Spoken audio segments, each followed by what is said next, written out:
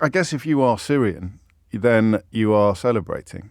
Well, almost certainly you are celebrating. The thing about regimes is that there are people favoured by them, however oppressive a regime may be. But I thought we'd begin by acknowledging that there are days when you think you know your way around a subject. There are days when you think, do you know what, I'm pretty good on this. I've done my homework, or by some sort of process of intellectual osmosis, I've absorbed enough knowledge, information over the years that I feel equipped for this conversation. There are days when you find yourself in the polar opposite position. Most days you're somewhere between the two. It might sound odd to you, but I remember a kid at school whose dad was a diplomat, made a speech about Yugoslavia. His dad had been based in Yugoslavia. And I only realised years later what a prescient speech that was. And it was all about essentially how Tito held together a conglomerate of interests and territories that really had no business being a country. The grip that a certain type of leader can exercise over a country is simultaneously tight and loose. You know, you see the speed with which Bashar al-Assad's regime has been dispatched in Syria. Well, that's the thing about these kinds of overthrows, isn't it? They start slowly and then go quickly, like bankruptcy in The Great Gatsby, because it's been going on for years, the rebellion. But there's this final push has, I think, the speed of which has taken everybody by surprise. And you kind of find yourself freewheeling on the question of what will happen next. Nick mentioned a moment ago, quite rightly, the shadows cast by previous experiences such as this, or at least experiences that feel similar from this side of the world. So you would think, I think, first probably of Iraq and the overthrow of Saddam Hussein, not least because the images of statues being toppled and palaces being looted are so familiar. And we know what happened there, that the vacuum created by the removal of power. That's why I mentioned Tito and the Yugoslavian war that finally followed his departure from the world stage. But the vacuum created by the removal of Saddam Hussein. So even like despicable despots exercise a form of stability. And when that stability is removed, anything can happen. Libya, probably an even more bloody example, at least in terms of abject chaos and warring factions and extraordinary scenes when Gaddafi was toppled. Again, the imagery, some of the iconography almost, isn't it, is similar. The celebrations on the streets of Damascus and elsewhere at the moment are euphoric. Perhaps the most striking pictures, apart from the ones of people being released from prisons, including a toddler whose mother had clearly given birth to him in jail. So very sort of iconic image. But among the things that have struck me most are some almost live footage, I think, showing the roads into Damascus full of cars, full of displaced Syrians. So huge numbers of people will be making their way back into Syria, the country, and the cities from which they had previously fled. I suppose it's also worth acknowledging that the migrant crisis triggered by troubles in Syria has had fairly profound impacts on British politics, on Western politics as well. So it's 10:07, and then on a much, much, much lighter note, I still can't quite get over the fact that Bashar al-Assad's wife went to a school in Ealing attended by many of my daughter's friends, which just sort of puts it on a slightly surreal footing as well. But there we are. How optimistic can we be? How confident can we be that what is going to happen in Syria will not be akin to what has happened in other Middle Eastern countries where brutal regimes have finally toppled? What this means for Iran is a conversation, a question that will be addressed in the coming days and weeks. What this means for Russia, in the first instance, very, very bad news. Makes it increasingly harder for Vladimir Putin to pretend that his adventures in Ukraine have been anything but disastrous for him. The wherewithal to resist this rebellion in Syria would probably have been in place were Vladimir Putin's forces not so occupied dealing with Ukrainian forces. But in the short term, what are Syrian people asking themselves?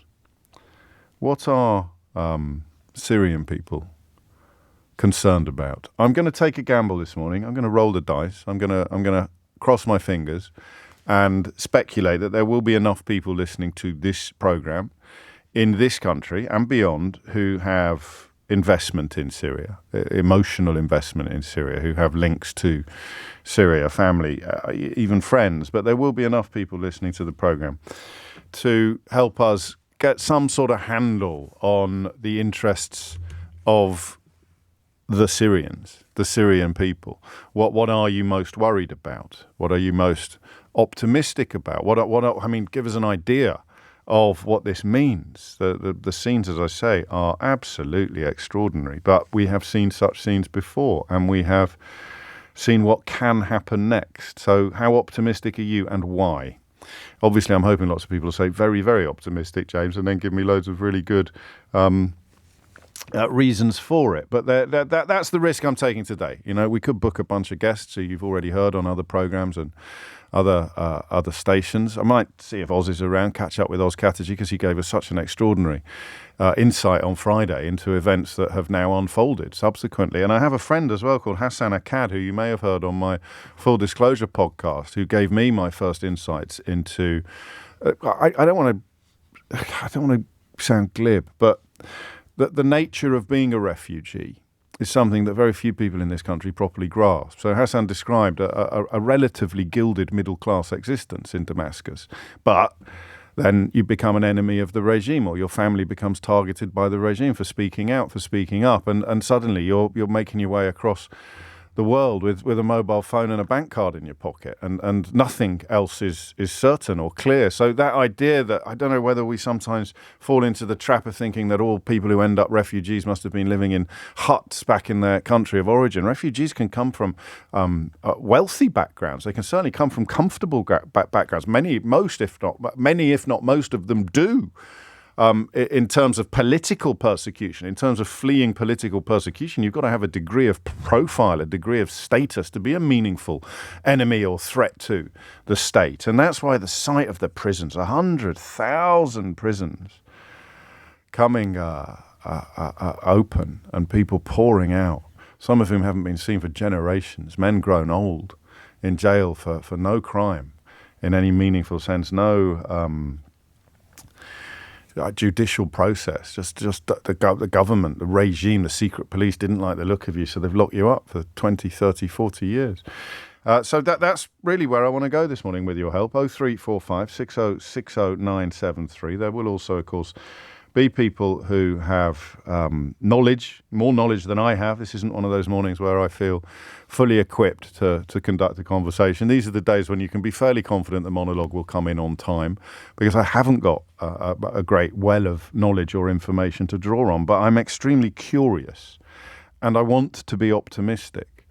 I want to believe. I nearly bit the Mail this morning. Assad is toppled but is worse to come, and that's their front page. And a tiny little bit of me went, oh, for goodness sake, can't you just let the Syrian people celebrate before you start looking for the negatives?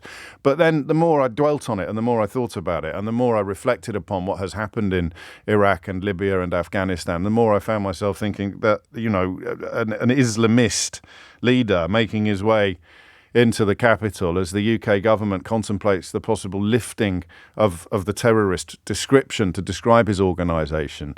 You know, most of the ingredients are there for trouble, for problems. The idea that things will get worse before they get better is one thing, but the idea that they may not get better at all is perhaps the lessons that we've learned from previous comparable episodes in that part of the world. So if you can answer any of the questions that I've just asked, if you can provide us with an insight into how dangerous it would be to be optimistic, that perhaps is the first question, alongside what does this mean? What does this mean to you? 0345 6060 973. And how optimistic dare you be? I think those are probably the two questions that are best to kick off with. What does this mean to you? 0345 6060 973. And how optimistic do you dare to be. Couple of things I've noted before we throw open the phone lines. Couple of things I've noted. The idea that Christian, I mean, you can see already what would you call it, the kind of sewer of social media attempting to turn it into something that suits their slightly twisted agendas. So far, the leader of the rebel forces has demonstrated quite a pluralist approach in the territories over which he's already enjoyed power. This is something that Oz was explaining to us on Friday. There are grounds for optimism on that front. He deserves the epithet Islamist, but he's split from some of the nastier outfits who congregate under that banner, and other forms of religion, Christians and Ismaili Muslims, which is the sect led by the Aga Khan, I think, actually, is the head of the Ismailis. They've all been able to worship and live in peace and relative harmony in areas over which he has previously held sway. So that, for example, would be a ground for optimism, a ground for at least hope. And that is why the second question that I've got for you is, how optimistic are you letting yourself be this morning?